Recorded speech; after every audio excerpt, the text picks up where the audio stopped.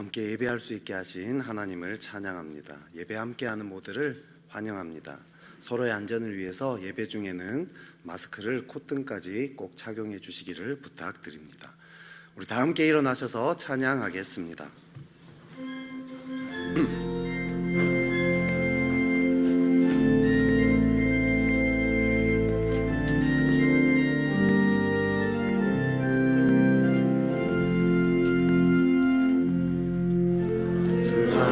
성령님 마음으로 보내 내 몸을 감싸며 주어지는 평안함 만족함을 느끼네.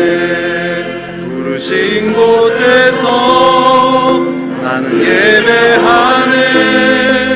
어떤 상황에도 나는 예배하네. 부르신 곳에서 나는 예배하네. 어떤 상황에도 나는 예배하네. 예배합니다. 찬양합니다.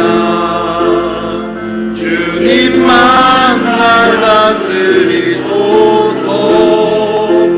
예배합니다.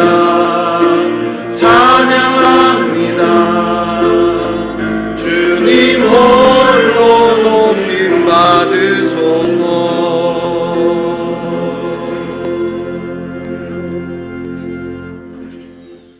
오직 나는 주의 풍성한 사랑을 힘입어 주의 집에 들어가 주를 경외함으로 성전을 향하여 예배하리이다.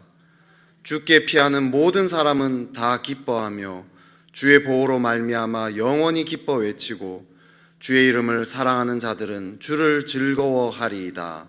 아멘. 선한 목자가 되셔서 오늘도 우리를 예배의 자리로 인도하신 주님의 은혜에 감사드립니다. 주님의 얼굴을 뵙고 주님의 음성을 듣고 주님께 우리의 마음을 아뢰며 주님께 영광 돌리고자 이 자리에 모였습니다. 주님의 크신 사랑과 은혜를 목마른 사슴처럼 간절히 사모하며 모였으니 여러 가지 상황으로 지치고 줄인 심령의 목마름을 주님의 생수로 가득 채워 주옵소서. 생수의 근원이 되시는 주님을 찬양합니다. 예수님의 이름으로 기원하옵나이다. 아멘. 찬송가 66장으로 하나님께 영광 올려 드리겠습니다.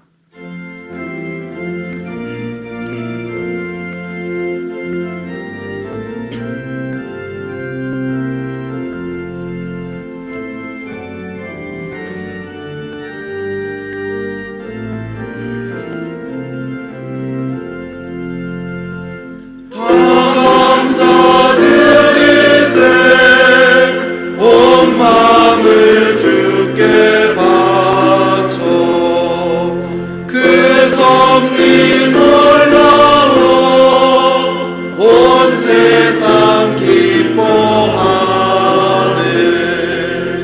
예부터 주신 복 한없는 그 사랑 선물로 주시네. 이제와 영원히 사랑의 하나님 언제나 함께 계셔. 기쁨과 평화에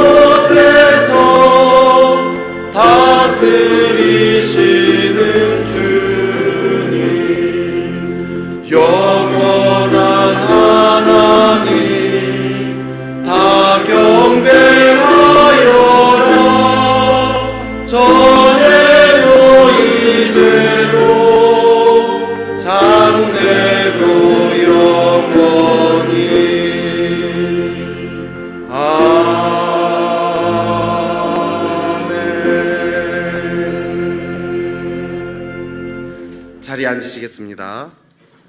성시를 교독하겠습니다. 성시 교독문은 주보 1면에 있습니다.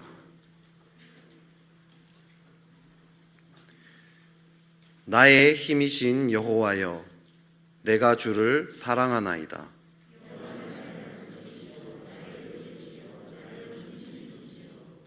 나의 하나님이시오, 내가 그 안에 피할 나의 바위시오, 나의 방패시오. 예수께서 이르시되 오히려 하나님의 말씀을 듣고 지키는 자가 복이 있느니라 하시니라. 이 복음은 모든 믿는 자에게 구원을 주시는 하나님의 능력이 됨이라. 복음에는 하나님의 의가 나타나서 믿음으로 믿음에 이르게 하나니,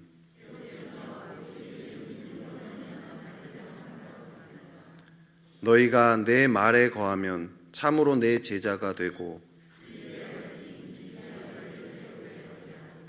우리 주 예수 그리스도로 말미암아 우리에게 승리를 주시는 하나님께 감사하노니, 항상 주의 일에 더욱 힘쓰는 자들이 되라. 아멘. 다 같이 기도하시겠습니다.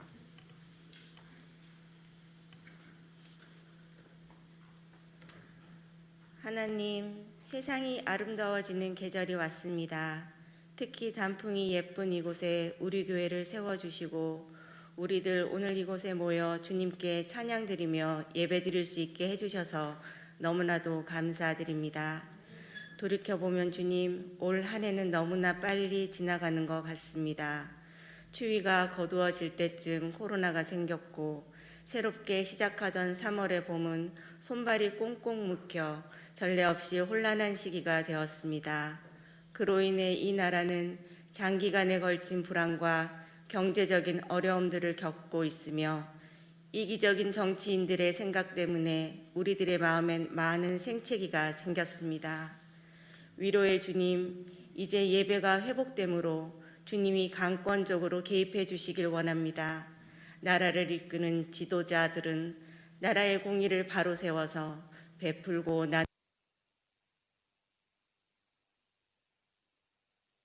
나누도록 도와주시고 우리나라의 경제 상황이 호전되게 하시어 성도들의 삶이 예전보다 더욱 풍요롭고 여유 있게 회복될 수 있도록 도와주시며 하루빨리 이 모든 환란이 무사히 넘어갈 수 있기를 간절히 바라고 원하옵니다.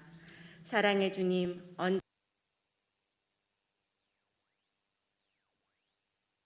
교회들이 언제부터인지 세속적인 가치관에 휩쓸려 그 거룩함을 상실하였고 이제는 이웃으로부터 비난받는 처지가 되어버렸습니다. 참으로 애통하고 비참한 현실 속에서 저희가 더욱 낮은 자로서 이웃에게 다가가고 그들을 진정으로 위로하고 봉사하는 섬기는 자 될 수 있게 도와주시고 앞으로의 모든 교회는 어두운 이 세상에 소망이 되는 빛이 될 수 있도록 하나님이 도와주시옵소서. 모든 걸 예배하시는 주님, 오늘부터 감사하게도 교회 학교가 시작됩니다. 긴 비대면의 시간 동안에도 온라인 예배 열심히 드리면서 교회를 그리워하였고 선생님과 친구들을 보고 싶어하는 귀엽고 소중한 아이들이 오늘 교회에 나옵니다. 어떠한 상황에서도 우리 아이들이 하나님 경배하는 것과 하나님 사랑하는 것을 멈추지 않도록 도와주시고 앞으로 우리 아이들이 신앙의 대를 이어 시대가 요구하는 사람으로 성장하고 기준을 바로 세워 주님의 나라를 준비할 수 있게 그 앞날을 예비해 주시길 간절히 바라옵고 원하옵니다. 평강의 주님, 오늘도 말씀 전하시는 위임 목사님에게 성령의 충만함과 영적인 권위를 더하여 주시고 성도들에게는 그 말씀이 한 주간을 살아갈 때에 세상을 이기는 힘을 얻는 귀중한 말씀 되게 해 주시옵소서. 새로운 환경 속에서 시작된 온다방의 안정적인 정착과 주의 말씀을 묵상하는 큐티 라떼를 통하여서도 주님과 소통하는 주의 말씀으로 연결된 믿음의 공동체임을 우리 모두가 잊지 않게 해주시고 오늘도 은혜로운 찬양대의 아름다운 찬양과 그리고 교회에 안팎에서 수고하시는 모든 분들을 기억하시고 축복해 주시기를 원하옵니다. 이번 한 주간도 주님의 보호하심으로 안전하고 평안하게 저희를 지켜 주시옵소서. 감사드리며 이 모든 말씀 우리 주 예수 그리스도의 이름으로 기도드립니다. 아멘.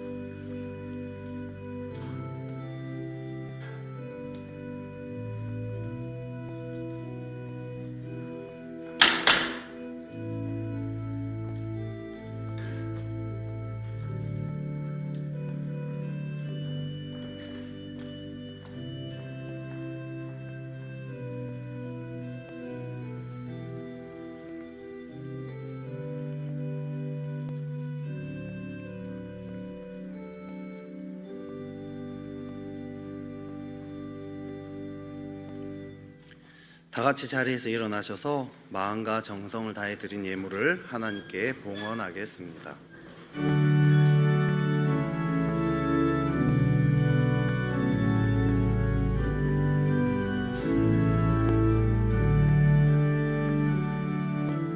내게 있는 향유옥합 주께 가져와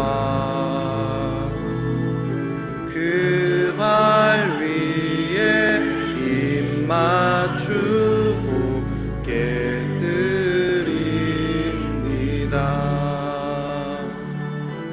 나를 위해 험한 산길 오르신 그 발 걸음마다 크신 사랑 새겨 놓았네. 내게 있는 향유옥합 주께 가져와 그 발 위에 입 맞추고 깨뜨립니다.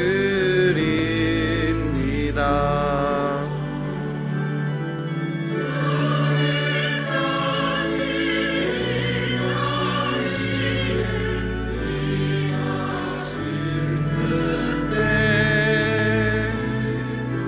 주의 크신 사랑으로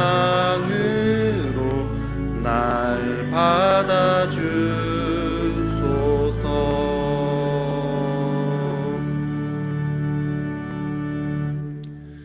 은혜로우신 주님, 어려운 상황에도 이렇게 함께 모여 예배드릴 수 있는 은혜 주시니 감사드립니다. 세상 도처에 혼란과 고통, 빈곤과 두려움의 소식이 들려옵니다. 예배하는 이 시간 하나님의 임재 앞에 나아가 이 모든 것을 주관하시는 하나님을 만나게 하옵소서. 세상이 알 수 없는 평강을 경험하게 하시며 그 힘으로 고통당하는 세상에 들어가 고통당하는 자들과 함께 울고 함께 하나님께 나아가게 하옵소서. 경제적으로 어려운 이 시기에 믿음으로 또한 사랑함으로 10의 1조를 드립니다. 음모와 술수가 가득한 세상에서 언제나 너는 내 사랑하는 자라 말씀하시는 하나님께 감사함으로 감사헌금을 드립니다. 여전히 활발하게 복음의 역사를 나타내시는 성령님을 신뢰함으로 선교, 구제, 장학, 목적헌금을 드립니다. 이 모든 예물을 통해 주님을 더 사랑하고 주님과 더 연합하게 하옵소서. 온라인, 오프라인으로 예배드리는 모두가 주님을 친밀하게 만나기 원합니다. 희미해졌던 주님의 꿈이 다시 선명해지기를 원합니다. 복음에 대한 열정이 불붙기 원합니다. 우리 주 예수 그리스도의 이름으로 기도하옵나이다. 아멘. 자리에 앉으시겠습니다.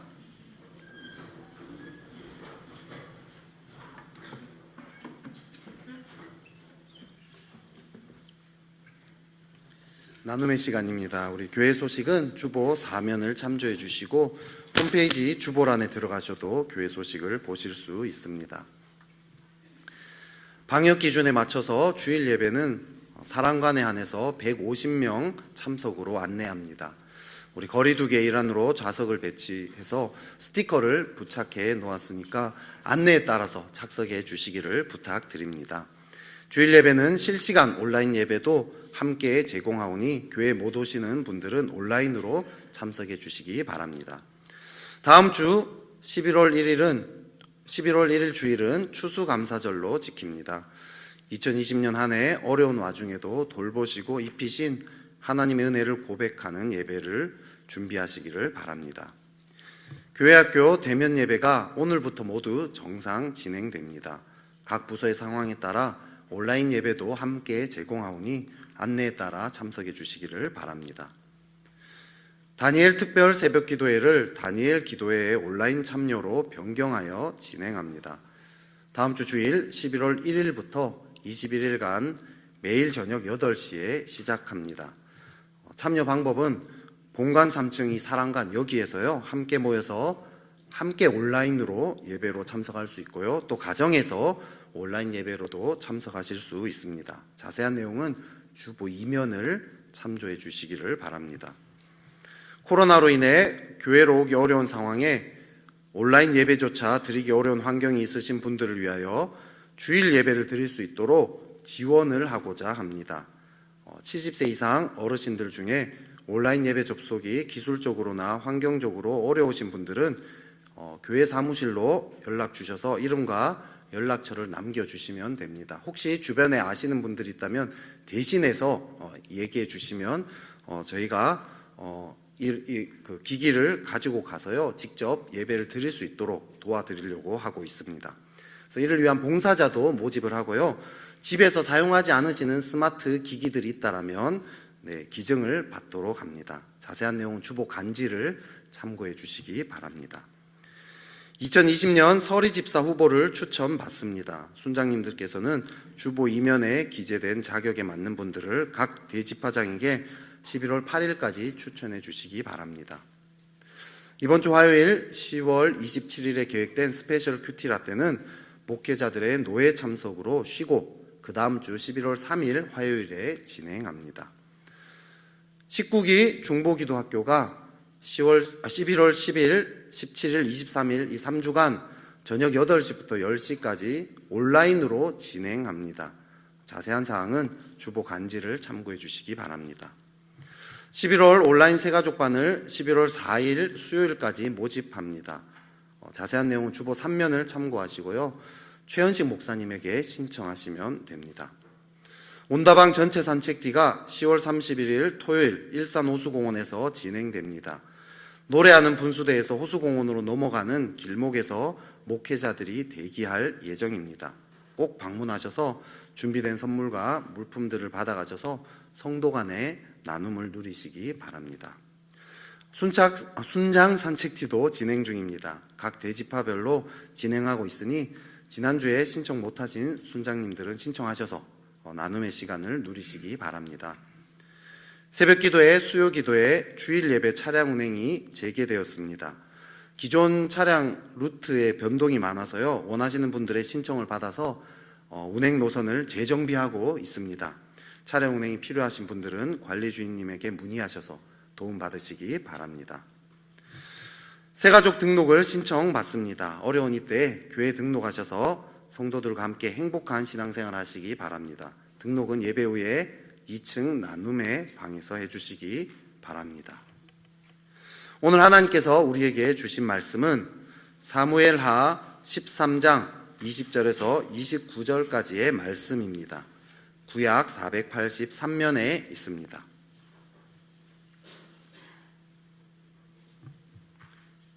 하나님 말씀을 봉독하겠습니다.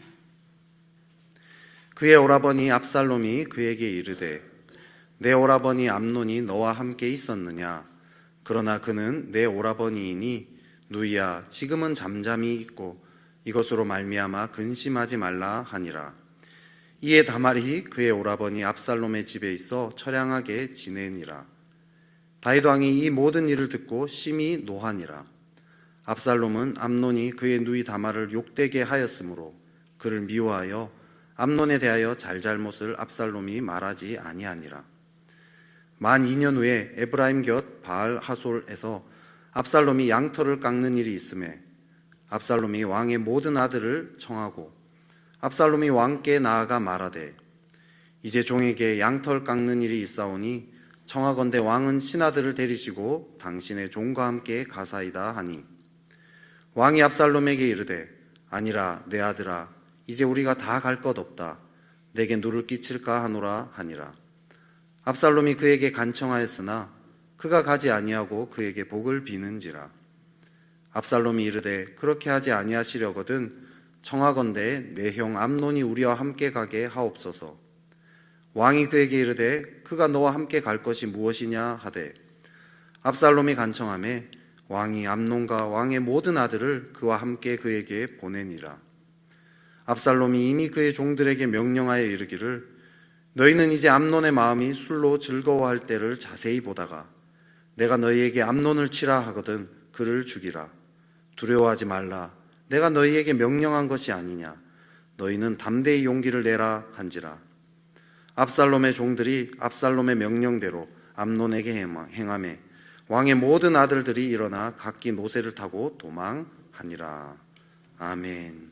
우리 임마누엘 찬양대에 찬양이 있겠습니다.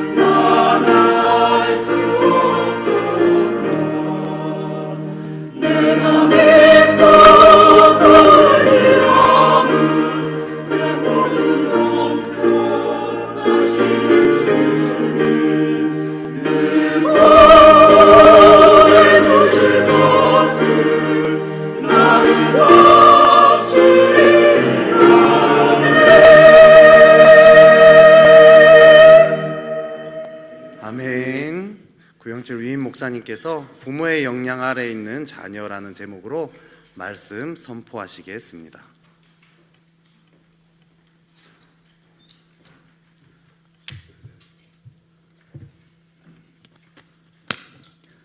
지난 10월 13일 부모의 자녀 체벌을 원칙적으로 금지하는 내용의 민법 개정안이 국무회의를 통과했습니다. 이는 아동학대와 가정폭력 범죄를 막겠다는 취지로 그리하였는데 2017년 국내 아동학대 신고 건수가 34,159건이고 이 중 최종적으로 학대라고 판단된 것은 22,367건인데 이 중 부모로부터의 학대가 76.8%를 차지합니다. 그런데 아동학대를 저지른 부모는 한결같이 훈육 목적이었다 이렇게 핑계대었다는 것입니다. 이런 훈육이라는 이름 하에 한 해 평균 아동학대로 숨지는 아이가 30명 정도가 발생하고 있다는 것입니다. 우리나라는 예로부터 매를 아끼면 자녀를 망친다, 예쁜 자식에게 매를 들고 미운 자식에게 밥을 줘라 하는 옛부터 전해오는 말들은 부모의 자녀 체벌을 권장해야 할 것으로 만들어 왔습니다. 그래서 2017년 12월 보건복지부에서 시행한 아동학대에 대한 국민인식조사에서도 국민의 76.8%가 자녀 훈육을 위해 체벌이 필요하다고 생각하는 것으로 나타났습니다. 그런데 이번 정부 발표 이후에 실시된 여론조사에서는 부모의 자녀 체벌 금지에 대한 반대가 47%였고 찬성이 43.3%로 오차 범위 내에 평평한 결과가 나왔습니다. 그러면서 이제 자녀들에게 굴밤도 안 되느냐 이런 질문을 해오는 혼란스러운 목소리도 들려옵니다.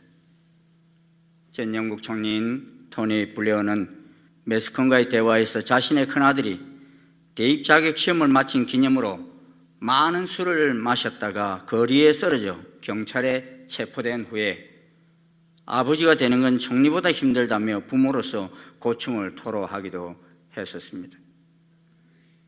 그런데 그리스도인으로서 우리는 이 통과된 법안을 어떻게 보아야 합니까? 여러분에게 한번 여쭤볼까요?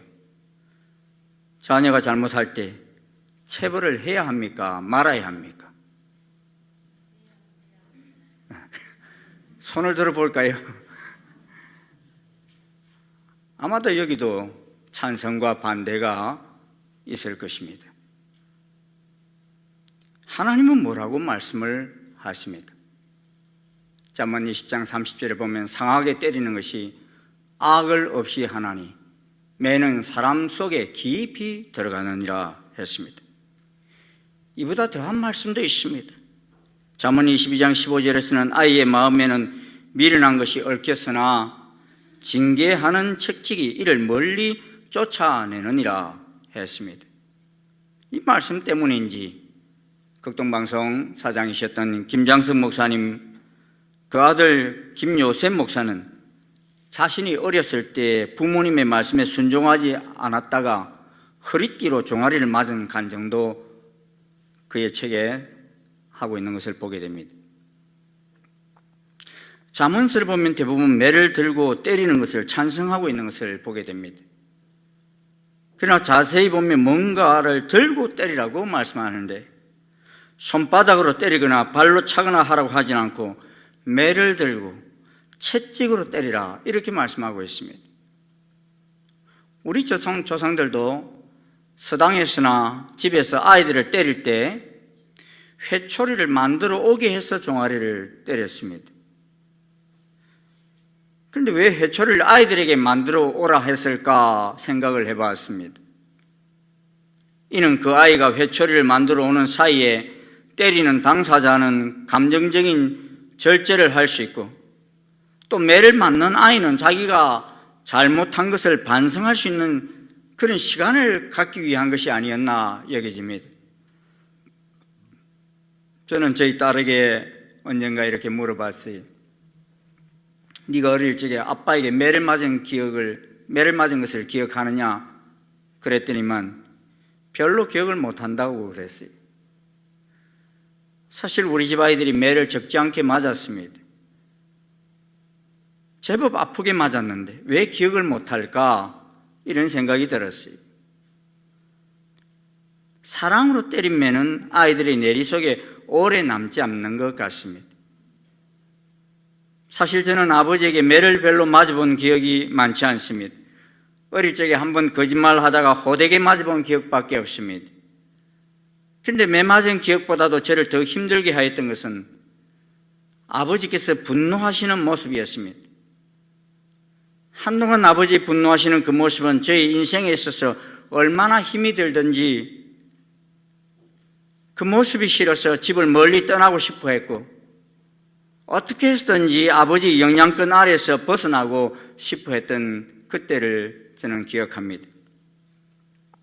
그런데 오늘날 세상 매스컴들은 부모가 아이에게 분노한다고 해서 기사화하지 않습니다. 그런데 체벌하는 것은 아주 야만인 것처럼 생각합니다. 과연 그렇습니까? 사무엘상하를 우리가 계속 보고 있습니다만 다윗이 아버지로서의 아이들과 한 이야기가 별로 없습니다. 더욱이 다윗이 아버지로서 아이들에게 매를 들어 체벌하였다는 것은 더더욱 찾아보기가 힘이 듭니다.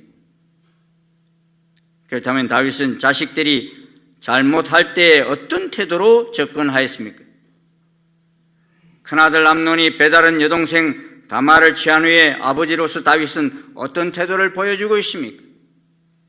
21절에 보면 다윗이 이 모든 일을 듣고 심히 분노하니라 했습니다. 아들 암논이 한 행동을 인하여 분노한 것은 틀림이 없습니다.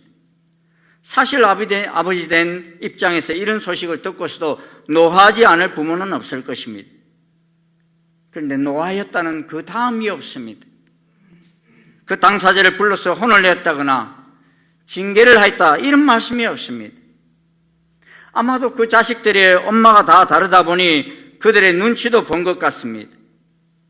그리고 아이들이 이제 결혼만 하지 않았지 성인이 되었기에 그냥 불편한 마음을 가지고 내어버려 두었습니다. 그런데 이 일의 결과는 다윗의 가정을 더욱더 난감하게 만들었습니다. 여기서 우리는 다윗이 가장으로서의 역할에 문제가 있음을 보게 됩니다. 그 문제가 무엇입니까? 아버지는 건강한 본을 보이지를 못했어요. 다윗은 하나님께서 원치 아니하시는 일부 다처제를 선택했습니다. 처음에는 그가 본의 아니게 일부 다처제를 선택했습니다. 미갈과 정략적인 결혼은 사울의 방해로 깨어졌고 그의 아내 미갈은 다른 사람과 재혼해버렸습니다. 그리고 다윗은 사울 왕에 의해서 쫓겨다니면서 다른 여자를 아내로 맞이하게 되었습니다. 그런데 이것으로 끝나는 것이 아니라 다윗이 왕이 되고 나서도 또 다른 아내를 두었습니다. 그 당시 주변 나라 왕들이 행하던 보편적인 일들을 따라했습니다. 그리고 우리아의 아내였던 바세바까지 자기 아내로 맞이하면서도 자식들은 여자와의 관계를 그 누구보다도 잘 알기 때문에 은연중에 배웠던 것으로 생각됩니다. 그러다 보니 장남부터 건강하지 못한 대물림을 하게 됩니다. 또 이렇게 많은 아내를 두다 보니 여러 자녀들을 두게 되어 배다른 자식 간에 보이지 않는 갈등들이 발생합니다. 사건이 발생하고 나니 엄마를 중심으로 자식들이 완전히 갈라집니다. 다말은 한 배에서 태어난 압살롬과 하나가 되고 암논은 또 따로 놀았습니다. 그리고 아버지의 자녀 문제 방치는 더 큰 문제를 야기시켰습니다. 제임스 dobson은 그의 책 내 아들을 남자로 키우는 법에서 오늘날 수많은 가정이 깨어지는 것은 아버지의 부재 때문이다 라고 말합니다. 아버지의 권위 부재로 가정의 통합 기능이 마비되자 가정이 해체되어 가고 있다는 것입니다. 어린 자녀들은 정신적 지주를 잃고 방황하고 있습니다. 사실 다윗 가정에 아버지가 없는 것이 아닙니다. 그런데 다윗은 나라 정치를 핑계삼아 가정사를 거의 방치하고 있었습니다. 복잡한 가정 계보는 다윗이 가장으로서의 권위를 제대로 발휘할 수 없게 만들었습니다. 그러므로 사건 사고가 난 상태에서 방관한 아버지의 태도는 아들 압살롬의 마음에 배다른 형인 암논에게 복수할 마음을 품게 한 것입니다. 그 일이 있은 지 2년 후에 압살롬은 양털 깎는 일이 있었습니다. 유목민에게 있어서 양털 깎는 일은 하나의 큰 잔치였습니다. 농업으로 말하면 추수를 다하고 추수 감사제를 드리는 것과 마찬가지의 그런 잔치였습니다. 압살롬은 축제의 날인 양털 깎는 날에 아버지 다윗 왕과 그 신하와 다윗의 아들들을 다 초청했어요. 그 큰 잔치 아닙니까? 그런데 아버지는 압살롬의 청을 거절하면서 그에게 복만 빌어주었습니다. 이때 압살롬은 아버지께서 가지 않으시려면 가정의 장남인 형 암논이라도 보내달라라고 했습니다. 아버지는 압살롬이 간청에 못 이겨서 아들들을 다 보내주었습니다. 그런데 압살롬 마음에는 이 복된 날 큰일을 저지르고자 하는 마음의 계획을 가지고 있었습니다. 그의 누이 다말을 범한 암논을 죽이고자 하는 계획을 가지고 있었던 것입니다. 압살롬은 암논을 죽이려 한 것은 우연이 아니라 계획에 의해서 저질러졌습니다. 암논이 계획적으로 다말을 범한 것처럼 압살롬도 계획적으로 암논을 죽였습니다. 이는 암논이 그의 누이 다말을 범하고서도 어떤 용서도 빌지 않았기에 그 미움의 감정은 부글부글 끓어올라 분노가 되었고 그 분노는 복수의 칼을 갈게 하였던 것입니다. 사실 압살롬은 그의 누이 다말이 강간을 하였을 때 다말에게는 태연하게 말합니다. 사무엘하 13장 20절을 보면 압살롬이 다말에게 말할 때 누이야 지금은 잠잠히 있고 이것으로 말미암아 근심하지 말라 이렇게 말합니다. 그리고 압살롬은 그 누이를 자기 집에 머무르게 했습니다. 하지만 압살롬은 그때로부터 그의 마음에 암논을 죽일 생각을 품었던 것입니다. 그 이유는 1차적으로는 암논에 대한 미움도 있지만 그의 아버지에 대한 미움까지 있었던 것 같습니다. 다윗이 가장으로서의 가정 문제가 생겼을 때 이에 상응하는 대책을 세워야 했는데 아버지가 아무런 조치도 행치 않았기 때문입니다. 그러므로 압살롬은 아버지가 징계하지 않는다면 자기가 징계하겠다고 생각한 것입니다. 그래서 34절을 보면 압살롬이 암논을 죽이고 나서 가출을 해버립니다. 다윗은 이날로부터 날마다 거술왕인 외할아버지 집으로 간 그의 아들 압살롬을 인하여 또 슬퍼했습니다. 어찌 보면 다윗의 집이 바람잘 날이 없는 날이 되었습니다. 사울과의 문제가 해결되고 나니 우리아의 문제가 생기고 우리아의 문제가 해결되고 나니 자식의 문제가 또 일어납니다. 어찌 보면 한평생 문제 속에 살다 가는 것이 인생인가 싶을 정도로 많은 고통과 아픔 속에서 살아갑니다. 사실 압살롬이 아버지 다윗을 미워할 이유는 없습니다. 그런데 압살롬이 아버지를 미워하는 쪽으로 발전하게 된 것은 다윗이 아버지로서 마땅히 행해야 할 징계를 하지 않음으로 인해서 아버지를 미워하는 쪽으로 발전하여 급기야 아버지 다윗에게 반역까지 하였던 것입니다. 사랑하는 충신 성도 여러분, 추수감사절과 처음 양털 깎는 날에 뭘 하라고 했습니까, 여러분? 신명기 18장 4절 5절을 우리 같이 한번 읽어볼까요? 시작. 또 내가 처음 거둔 곡식과 포도주와 기름과 내가 처음 깎은 양털을 내가 그에게 줄 것이니 이는 내 하나님 여호와께서 내 모든 지파 중에서 그를 택하여 내시고 그와 그의 자손에게 항상 여호와의 이름으로 서서 섬기게 하시섬이니라. 그에게 주라 그랬습니다. 그가 누구입니까? 레위 사람 제사장들과 레위 온 지파에게 주라는 것입니다. 그들은 하나님께서 구별하여 일하게 하심으로 땅을 기업으로 받지 못하였던 무리들입니다. 그러므로 그들에게 주어서 여호와 앞에 선 그의 모든 형제 레위인과 같이 그의 하나님 여호와 이름으로 섬길 수 있도록 하라 한 것입니다. 잔치라는 것은 혼자 할 수 없습니다. 이웃과 더불어 합니다. 그래서 추수할 때나 이런 잔치를 할 때에는 나그네와 갚을 것이 없는 이웃들에게까지 다 초청해서 베풀라 했습니다. 심지어 밭에서 곡식을 뺄 때에 그 한 무슬 밭에 잃어버렸거든 다시 가서 가져오지 말고 나그네와 고아와 가부를 위해 남겨두라 했습니다. 감람나무를 턴 후에도 그 가지를 다시 살피지 말라 그랬고, 포도원에 포도를 딴 후에도 그 남은 것을 다시 따지 말고 객과 고아와 가부를 위해 남겨두라 했습니다.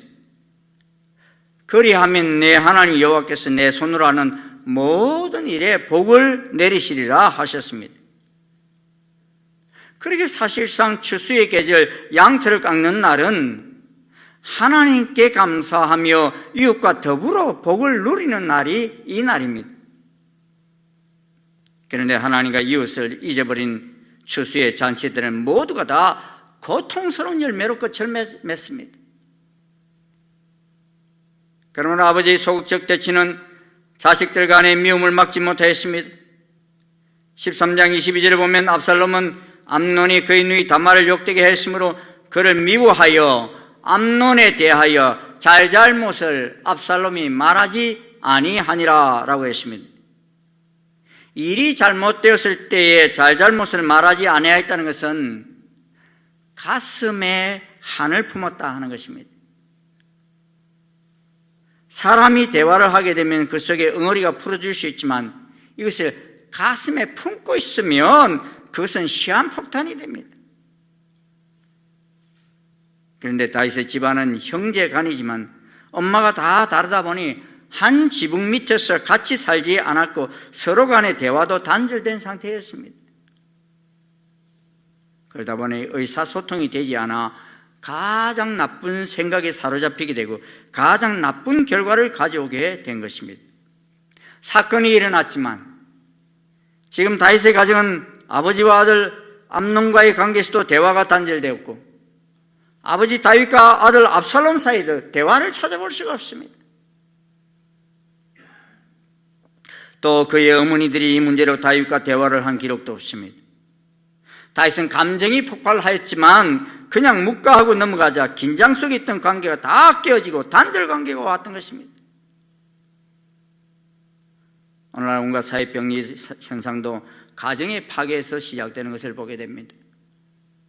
가정이 건강해야 교회가 살며 나라가 바로 설 수 있습니다. 건강한 가정이 모여서 국가를 이룹니다. 건강한 국가를 이룹니다. 그런데 요즘 가장인 아버지가 힘이 없어요. 그래서 아버지가 아이들을 깨울 때도 보면 누구야 일어나 이런 게 아니라 누구야 너희 엄마가 일어나란다 그럽니다. 사실 한국 가정교육의 문제는 자녀 교육은 엄마에게 다 맡겨버린 상태입니다. 다윗도 이런 면에서 별로 다르지 아니하였습니다. 사실 다윗의 자녀들은 다윗이 피난 시절 태어난 아이들이 대부분입니다. 그리고 아이들은 모두 어머니가 다르다 보니 한자리에서 가정예배를 드리지도 못하는 상황이 되었던 것 같습니다. 그들의 어머니가 어떤 사람은 이스라엘 사람이지만요, 어떤 사람은 이방인입니다. 그러다 보니 자식 간에도 영적 분위기가 다 다릅니다. 그러니 다윗 자신은 하나님을 무척이나 사랑하였지만 아이들에게 마땅히 행할 바를 가르치지 못했습니다. 마땅히 행할 바는 성경 속에 있는데 아버지를 중심으로 한 성경적 가정교육을 시킬 수가 없었던 것입니다. 사랑하는 여러분, 오늘날 우리들이 자녀 교육을 시키는 기준이 무엇입니까? 제가 어릴 적에 부모들은 육아법 하면 서양의 육아책들, 스포크 박사 책인가요? 그런 책들이 아주 교과서처럼 표준인 것처럼 그런 책을 보면서 양육을 시켰습니다. 그래서 아이는 울더라도 정한 시간에만 우유를 줘야 한다든지 잠을 재울 때도 혼자 자게 해야 한다든지 이런 독립심을 강하게 키워야 한다는 이런 것으로 세뇌됐던 것을 보게 됩니다. 근데 여사에 보면 그런 교육 방식을 강조하는 내용은 거의 없어졌습니다.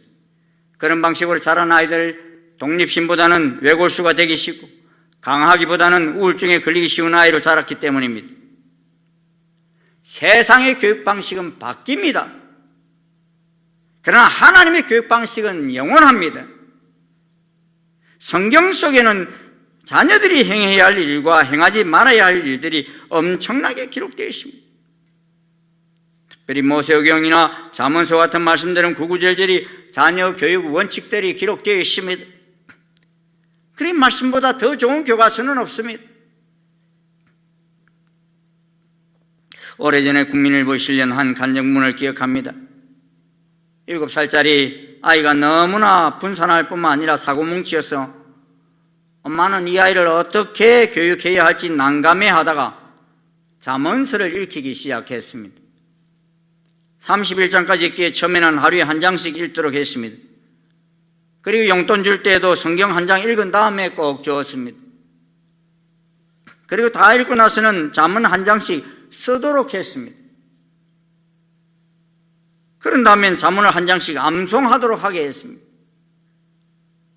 그런데 그렇게 산만하고 분산한 아이가 완전히 달라졌다는 것입니다. 너무나 차분해지고 의젓해서 감사하는 글을 신문에 실어놓은 것을 보았습니다. 아동교육 전문가이신 이영숙 박사가 쓴 날마다 행복한 자녀 대화법이라는 책을 보면 자녀가 지켜야 하는 규칙을 분명히 말해주고 정해놓은 규칙은 확실히 지키게 해야 한다 하는 말씀이 있습니다. 그래서 자녀가 때를 쓴다고 뒤로 물러서면 안 된다는 것입니다. 안 되는 일을 자녀가 때를 쓴다고 허락한다면 자녀는 욕구가 있을 때마다 늘 때를 쓰게 된다는 것입니다. 이땐 귀찮아도 자녀와 타협해서는 안 된다는 것입니다. 얼마 전에 텔레비전을 보는데 한 문제아이를 치유하는 과정을 볼 수 있었습니다. 이 아이는 닥치는 대로 욕하는 욕쟁이였고 놀이터에서든지 어디서든지 자기 마음대로 안 될 때는 문제를 일으키는 아이였습니다. 그는 부모에게 뿐만 아니라 할머니에게까지도 전혀 입에 담을 수 없는 욕을 해대었습니다. 저는 그 4살짜리 욕쟁이 아이의 초기 모습을 보는 순간 과연 저 아이를 바로잡을 수 있을까? 이런 생각이 들었어요. 그런데 몇 개월 만에 그 아이는 아주 모범적인 아이로 변해 있었습니다. 그 교육 방식은 간단했습니다. 생각하는 의자를 두고서는 욕을 하면 언제든지 그 의자에 앉혀서 잘못을 생각하게 하는 것입니다. 너가 지금 하고 있는 것은 해서는 안 될 욕이다 라고 가르치는 것입니다. 그리고 그런 욕을 하고 싶을 때는 이렇게 말해야 한다라고 가르쳤습니다. 하지만 처음에 아이에게는 그런 말이 전혀 소용이 없어 보였습니다. 그런데 그 의자에 앉아서도 마음대로 욕을 해댔습니다. 그런데 10분, 20분, 30분, 60분이 지나면서 점점점 변하기 시작했어요. 욕을 하고 반성하지 않으면 계속해서 그 자리에 앉혀놨기 때문입니다. 왜냐하면 그 아이가 잘못을 시인하기 전에는 절대 그 의자에서 내려올 수 없게끔 팔을 붙잡고 있었기 때문인 것입니다. 처음에는 뒤틀어보기도 하고 침을 뱉기도 하고 욕을 하기도 하지만 부모가 화를 내지 않으면서 분노하지 않고 그냥 변함없이 바른 말을 할 수 있도록 유도하자. 나중에는 그 아이 스스로가 지쳐서 잘못을 시인하기 시작했습니다. 그리고 배운 대로 바른 말 하기 시작했고 유치원에 들어가서도 월반을 할 정도로 뛰어난 리더십을 발휘했습니다.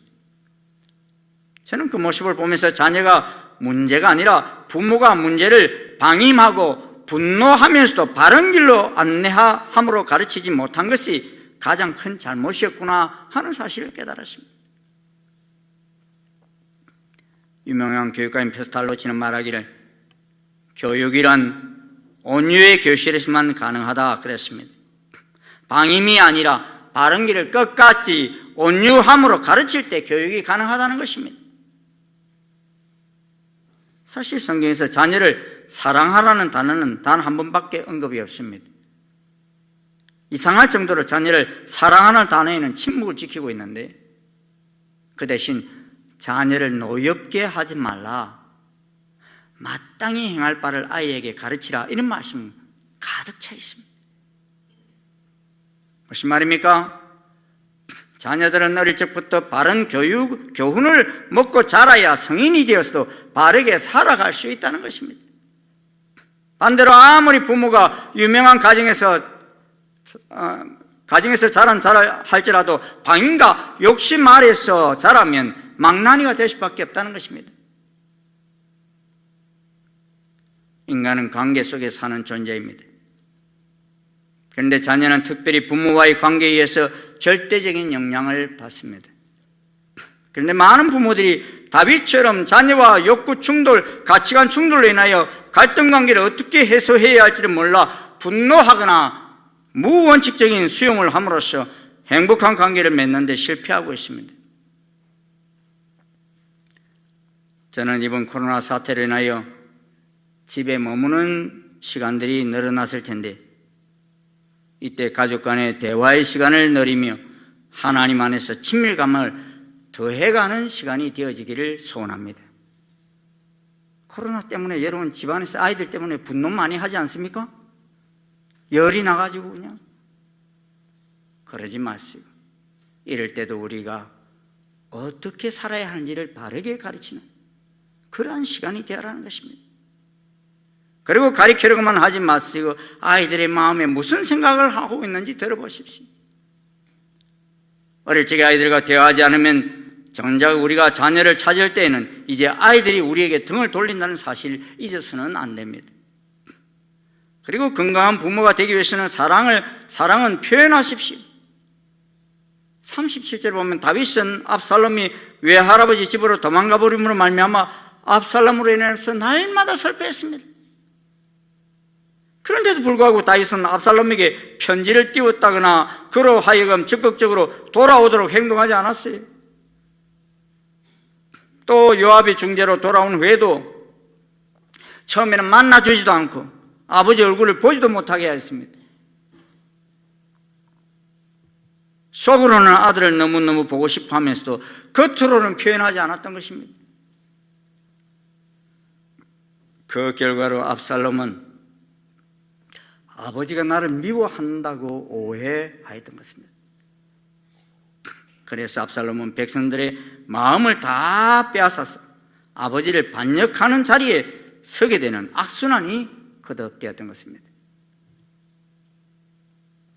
제가 어릴 적에는 밥 먹는 것마저도 아버지와 함께 먹지 못하고 상을 따로 차려서 먹을 때가 많았습니다. 그리고 밥 먹을 때는 밥을 튄다고 말 못하게 했어요. 그러다 보니 대화가 없었습니다. 그러니 그런 환경 속에서 자란 우리가 우리 자녀들과 더불어 대화의 장을 열려고 하니 얼마나 힘이 드는지 모릅니다. 하지만 우리는 언제까지나 조상 탓만 하고 있을 수는 없습니다. 잘못된 문화는 바꿔가야 할 것입니다. 그래야 할 때 우리 당대로부터는 건강한 부모로 설 수 있기 때문입니다. 사랑하는 여러분, 우리 당대뿐만 아니라 후대까지 우리 자손들의 가정이 행복하기를 원하십니까? 마땅히 행할 바를 아이에게 가르치십시오. 자녀와의 대화의 시간을 늘려보십시오. 그리고 자녀에게 사랑을 표현해 보십시오. 지금 못하면 아이들이 커서는 더더욱 못합니다. 쑥스럽지만 표현할 때 아이들은 그 사랑을 먹고 건강하게 자라갈 것입니다. 우리 다음 주일은 이 코로나 사태에서 맞이하는 첫 번째 추수감사절입니다. 저는 이 절기가 복된 절기가 되기를 간절히 소원합니다. 그러기 위해서 어떻게 해야 됩니까? 첫째는 마땅히 행할 바를 아이에게 가르치십시오. 양털 깎는 날이든지 추수의 날이든지 이 날은 하나님께 감사하고 이웃과 더불어 기뻐하는 날임을 가르쳐야 합니다. 올 한 해 우리들의 삶이 얼마나 어려웠습니까? 지난주 우리가 군성기를 위해서 포도 포도를 여러분들이 많이 사주셨는데 재작년 거보다는 좀 품질이 많이 떨어졌다 싶을 것입니다. 만물 포도였기 때문이기도 하지만 그 목사님 이번 농사가 참 힘들었다는 말씀을 하시면서 50여일 동안 계속된 긴긴 장마와 태풍으로 작년 대비 일조량이 60%도 되지 못하다 보니 농사가 여간 힘든 일이 아니었음을 알았고 농부들이 이러한 어려움 속에서 얼마나 수고가 많은지 알게 되었다는 말씀을 문자로 보내오셨어요. 농사만 그러합니까? 코로나로 인하여 장사가 안 되어서 문을 닫는 가게가 얼마나 많습니까? 제가 손님을 대접하기 위해서 그동안 장사가 잘 되던 식당 3곳을 전화했더니만요, 3곳 모두가 다 잠시 동안 휴업을 한다는 문자 소리만 들려오는 거예요. 아니, 자기 건물에서 장사하는 이런 곳마저도 이 정도니 임대로 하는 장사는 얼마나 힘들까 하는 생각이 들었어요. 이번 추수 감사절 우리는 이 절기가 복된 절기가 되기를 소원합니다. 먼저는 여기까지 인도해 주신 하나님께 감사로 제사 드리는 절기가 되기를 소원합니다. 또 부모님들도 자녀들에게 왜 하나님께 감사해야 하는지를 가르치는 절기가 되기를 소원합니다. 이번 주 학가단 말씀이 무엇입니까? 잠언 3장 9절 말씀입니다. 우리 한번 같이 읽을까요? 시작. 내 재물과 내 소산물에 처음 익은 열매로 여호와를 공경하라. 그러면 내 창고가 가득히 차고 내 포도즙 틀에 새 포도즙이 넘치리라. 여러분, 이 약속의 말씀을 믿습니까? 믿는 사람은 그렇게 시행하면 됩니다. 이는 약속의 말씀입니다. 하나님은 우리가 풍족할 때만이 아니라 언제든지 범사의 여호와를 경외하고 감사함으로 나오기를 원하십니다. 하나님은 그러한 자와 그러한 자손을 찾고 계십니다. 그러한 자를 찾아 복 주시고자 찾고 계신다는 것입니다. 둘째는 이웃을 돌아보는 절기가 되기를 소원합니다. 여러분, 사무엘상 25장을 보면 나발이라는 부자가 다윗이 보낸 사람들을 문전박대하여서 다윗과 그 무리들이 그 나발의 집을 해할 뻔했던 일이 있었어요. 그게 언제 있었는 줄 아십니까? 양털 깎는 날에 있었어요. 창세기 38절 보면 유다가 가부된 그의 며느리 다말에게 그 당시 게데게으른 풍습을 따라 첫째 아들을 남편으로 주자 죽게 되고, 둘째 아들도 죽게 되자 셋째 아들은 그 아들마저 죽으면 죽을까 봐서 그냥 친정에 가 있으라고 그래요. 아이가 컸는데도 주지 않으니까. 이 며느리가 장녀처럼 얼굴을 가르고 시아버지를 유혹한 날이 있었어요. 이게 무슨 날이 있었는 줄 아십니까? 양털 깎는 날이 있었어요. 양털 깎는 날. 양털 깎는 날 나발은 자기만을 위한 축제를 벌였고, 유다는 그날 자기 육신의 정욕을 채우려고 한 날로 삼으려 하는 그날이 복된 날이 아니라 가장 큰 고통의 날이 될 뻔하였습니다. 우리들 가운데는 우리에게 부어주신 은총을 나누고 우리의 부스러기라도 베풀어야 할 이웃들이 있습니다. 오른손이 하는 것을 왼손이 모르게 섬겨보는 그런 대상들 우리들 주변에 많습니다. 과수원의 과실을 다 따지 말라 하신 것은 그 남은 것을 나그네나 과부나 과와 와서 먹을 수 있도록 배려한 것입니다. 어찌 보면 제가 교회를 개척하고 26년 만에요, 올해처럼 이렇게 힘든 해는 참 없었다 여겨집니다. 예산도 이렇게 미달된 적이 올해가 처음입니다. 사실은 가장 어렵고 힘든 해이지만 역으로 인한 가장 배려하고 나누기를 힘써야 하나님을 저는 깨닫습니다. 혹시라도 우리 형제들 이웃들을 돌아보시고 여러분의 힘만으로 나누고 돕는 것이 한계를 느끼시면 우리 교구 목사님들에게 요청하십시오. 그래서 우리가 함께 이 어려움을 극복하며 나아가기를 소원합니다. 우리 모두가 회복되는 추수감사절기가 되어지기를 소원합니다. 세 번째는 관계를 회복하고 추수감사절을 맞이하기를 소원합니다. 용서를 구할 것을 구하십시오. 부부관계이든지 형제관계이든지 이웃과의 관계이든지 관계가 딱 막혀 있는 사람들이 있습니까? 찾아가십시오. 전화를 하십시오. 변명하지 마시고 합리화하지 마시고 설명하려 하지 마시고 용서를 구하십시오. 진정한 용서는 변명함으로 해결되는 것이 아니라 시인하고 인정함으로 해결됩니다. 이런 용서 없이 관계 회복 없이 추수감사절을 맞이하게 되면 압살롬의 양털 깎을 때처럼 가장 복을 누려야 할 날이 가장 아픈 날이 되고 마는 것입니다. 지난 추석 때도 온 일가 친척들이 다 모인 날 전국 방방곡곡에서는 살인사건들이 있었습니다. 대부분이 가족들 속에서 있었습니다. 이들의 사건이 대부분 술과 함께 식사를 나누던 중에 일어났습니다. 어찌 보면 매년 반복되는 일입니다. 이유가 무엇입니까? 가장 복된 절기에 관계 회복 없이 만나게 되니 그동안 잠재되어 있던 분노가 술이 들어가면서 폭발하였던 것입니다. 2020년 추수감사절, 우리 속에 분노가 끓어오르고 있습니까? 그 대상이 누구이든지 간에 미움이 사랑으로 분노가 용서로 바뀌는 복된 추수감사절이 되기를 소원합니다. 하나님이 올 한 해도 이 어려운 난리 속에서도 우리를 여기까지 이끌어 주신 그 은총을 감사하며 우리가 다 함께 얼굴과 얼굴을 맞대며 하나님께 나아가는 회복된 절기가 되기를 소원합니다. 이 한 해 동안 하나님께서 베푸신 은총을 감사함으로 맞이하는 모든 가정 위에 놀라운 회복의 역사가 일어나기를 주의 이름으로 축원합니다. 기도하시겠습니다. 하나님 감사합니다.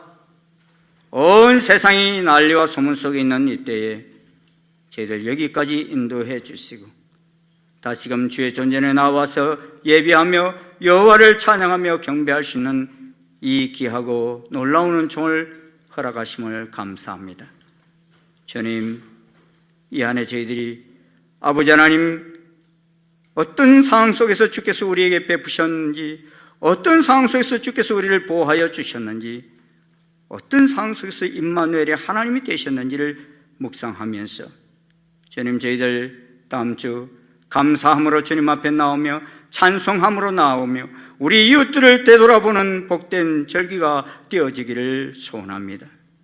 성령님 놀라우게 역사해 주시옵소서. 깨어진 관계들이 다 회복되어서 진정한 감사가 넘쳐나는 복된 절기가 되게 인도해 주시옵소서. 예수님 이름으로 기도드리옵나이다. 아멘. 다 자리에서 일어나셔서 585장 찬송 함께 부르시겠습니다.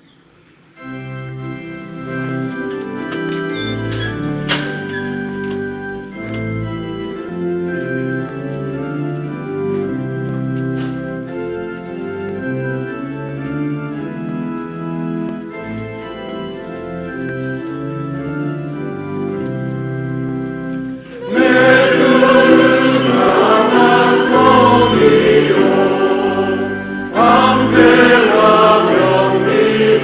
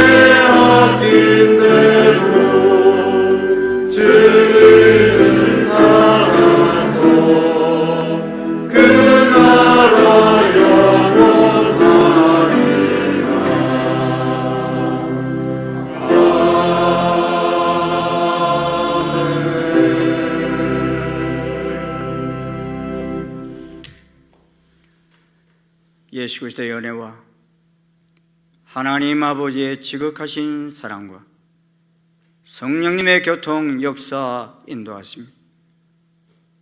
이 혼란한 세상 속에서도 여호와 하나님께서 우리에게 가르치신 그 계명을 가슴에 깊이 새길 뿐만 아니라 우리의 자자손손을 주의 말씀대로 양육하여 하나님이 귀한 일꾼으로 세우고자 하는 아버지 모든 주의 자녀들 머리 위에 이 민족 역사 위에 지금부터 영원토록 함께 하옵시기를 간절히 축원하옵나이다.